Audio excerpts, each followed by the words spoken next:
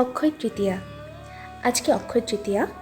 অক্ষয় তৃতীয়া উপলক্ষে আজকে সকলের বাড়িতেই মোটামুটি ভাবে নিরামিষ পদ। আমাদের বাড়িতেও অন্যথা হয়নি। আমাদের বাড়িতে আজকে স্পেশাল হয়েছে পটলের দোরমা বা দই পটল। চলো রেসিপিটা দেখতে দেখতে অক্ষয় তৃতীয়া সম্বন্ধে কিছু জানি। অক্ষয় তৃতীয়া হলো হিন্দু পঞ্জিকার বৈশাখ মাসের শুক্লা তৃতীয়া অর্থাৎ শুক্লপক্ষের তৃতীয়া তিথি। এটি হিন্দু ও জৈন ধর্মাবলম্বীদের কাছে একটি বিশেষ তাৎপর্যপূর্ণ তিথি। এই শুভ দিনে বিষ্ণুর ষষ্ঠ অবতার পরশুরাম জন্ম নিয়েছিলেন। এই জন্য এই দিনটি পরশুরাম জয়ন্তী হিসেবেও পালন করা হয়। বেদব্যাস ও গণেশ এই দিনে মহাভারত রচনা আরম্ভ করেন। এই দিনই সত্যযুগ শেষ হয়ে ত্রেতা যুগের সূচনা হয়। এই দিনই রাজা ভগীরথ গঙ্গা দেবীকে মর্তে নিয়ে এসেছিলেন। এই দিনই কুবেরের তপস্যায় তুষ্ট হয়ে মহাদেব তাকে অতুল ঐশ্বর্য প্রদান করেন। কুবেরের এই দিনই লক্ষ্মী লাভ হয়েছিল বলে এই দিন বৈভব লক্ষ্মীর পূজা করা হয়। এই তিথি হতে পুরীধামে জগন্নাথ দেবের রথ নির্মাণ শুরু হয়। অক্ষয় শব্দের অর্থ হল যা ক্ষয়প্রাপ্ত হয় না। বৈদিক বিশ্বাস অনুসারে এই পবিত্র তিথিতে কোনো শুভ কার্য সম্পন্ন হলে তা অনন্তকাল অক্ষয় হয়ে থাকে। কেদার, বদ্রী, গঙ্গোত্রী, যমুনোত্রীর যে মন্দির 6 মাস বন্ধ থাকে, এই দিনেই তার দ্বার উদ্ঘাটন হয়।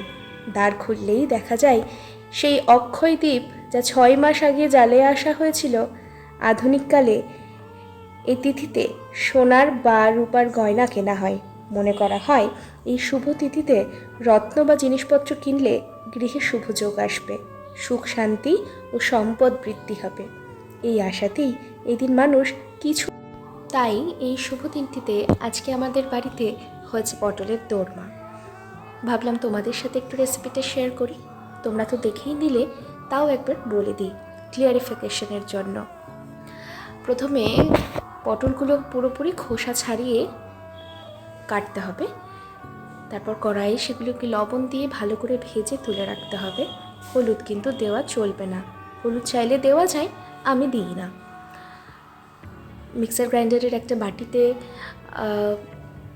পোস্ত, তিল, টক দই, সাদা সর্ষে এবং কাঁচা লঙ্কা সবগুলোকে দিয়ে একটু ব্লেন্ড করে ওই পটল ভাজার তেলের মধ্যেই মিক্সচারটা দিয়ে দিতে হবে। মিক্সচারটা দিয়ে দেওয়ার পর ভালো করে কষিয়ে পটলগুলোকে দিয়ে, একটু তেল বেশি পরিমাণেই লাগবে, তেলে কার্পণ্য করলে কিন্তু রান্নায় স্বাদ আসবে না। ভালো করে তেল দিয়ে কষিয়ে ওপর থেকে আবার তেল দিয়ে গ্রেভিটা একটু ঠিক হয়ে গেলে আবারও ওপর থেকে একটু তেল ছড়িয়ে নিয়ে ওটাকে নামিয়ে নিতে হবে। ভীষণই সিম্পল, ভীষণই ইজি একটা রেসিপি।